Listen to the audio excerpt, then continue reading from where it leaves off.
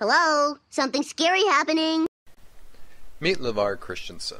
He is the Republican representative for District 48 in the Utah House of Representatives.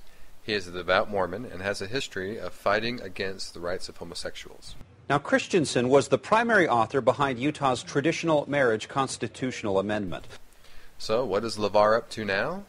Another sweeping statement of conservative values emerged at Utah's Capitol. This time, a House bill saying God ordains married families as the primary unit of society. Fox 13's Max Roth joins us live at the Capitol. Max, who's behind this bill? You know, it's a familiar face, Representative LaVar Christensen of Draper. Now, he is the one who wrote and passed Utah's constitutional amendment banning gay marriage. This bill seems to be along the same lines. We are compassionate and respectful of all the many variations that life circumstances present. To Representative LaVar Christensen, it's common sense. But we still hold up and say this is what we know, and all the evidence and all the history shows that the best environment for raising and nurturing children is in that traditional natural family unit. The proposed law makes sweeping statements about marriage and families. It says legal heterosexual marriage is the fundamental unit of society. It is consistent, it says, with the laws of nature and nature's God, the creator and supreme judge of the world. And it says laws shall be carefully scrutinized to determine how they impact the family. He is trying to insert his views on God's law concerning marriage into state law. This would officially designate that only a heterosexual married couple with children as being ordained of God. All families that do not match this configuration, that are in conflict with what he called nature's law and what he thinks God prefers, would implicitly be defined by the state as being inferior and not ordained of God.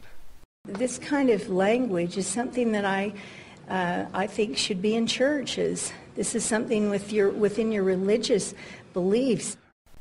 So why would he be so interested in getting his narrow religious views made into law? Is it just to be divisive? Or is there something more insidious behind his motivation? It sounds like an attempt to discriminate against gay couples and gay families who may be raising children already or who may want to in the future. How does he respond to this accusation? Would this be opposed to someone who's homosexual having children in the home? It's a public policy affirmation of our core values and beliefs consistent with our Constitution. He dodges the question. If this were not at least part of his motivation, it would be very easy for him just to say no. The reporter pushes, trying to get an answer on how this would affect gay families, but he still refuses to answer.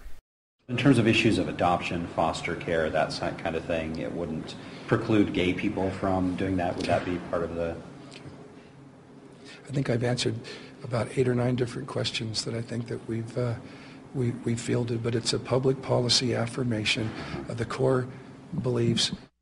I suspect that Christensen is not being honest about what his motivations are.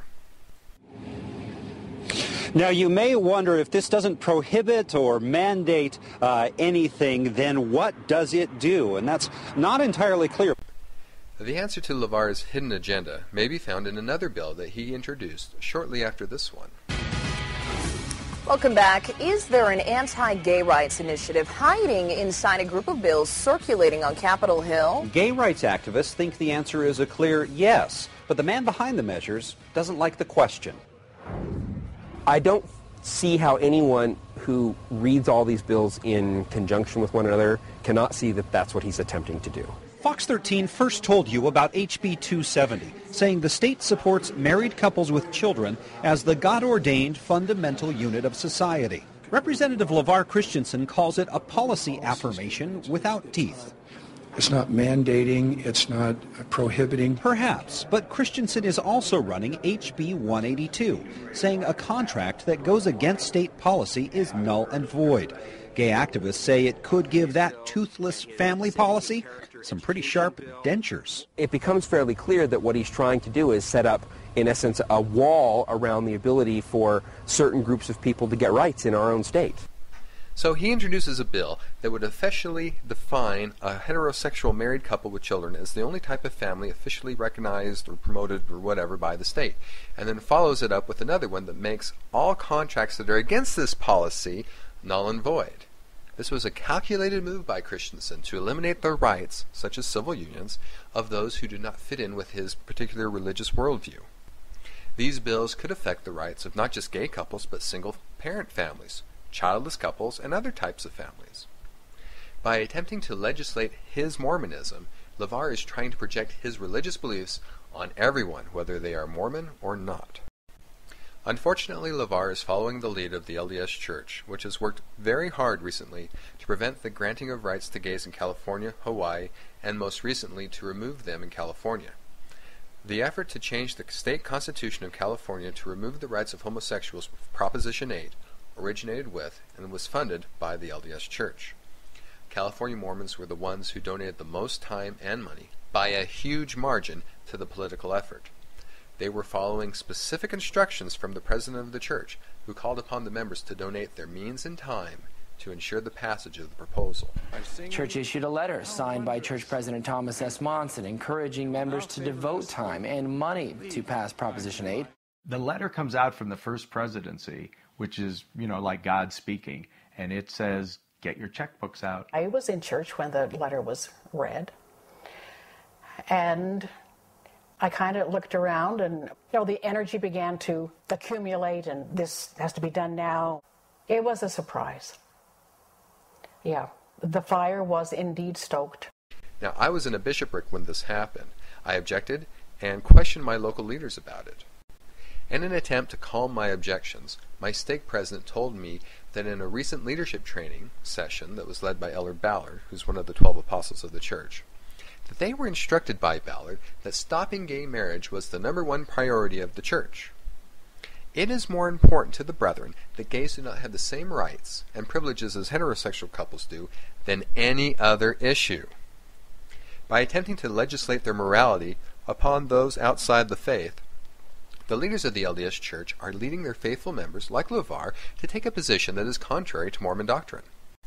The Church's 11th Article of Faith grants to those outside the faith that they have the right to worship and live as they see fit.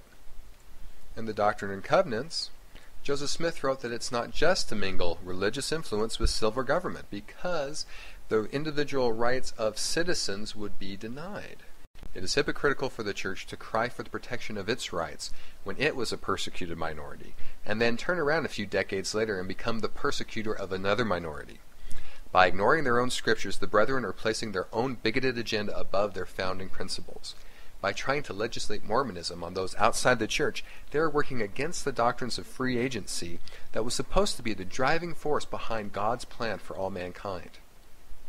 Eliminating the rights and privileges of those who are different than you happens quite often when those in power think that they are speaking for God or that they have God on their side.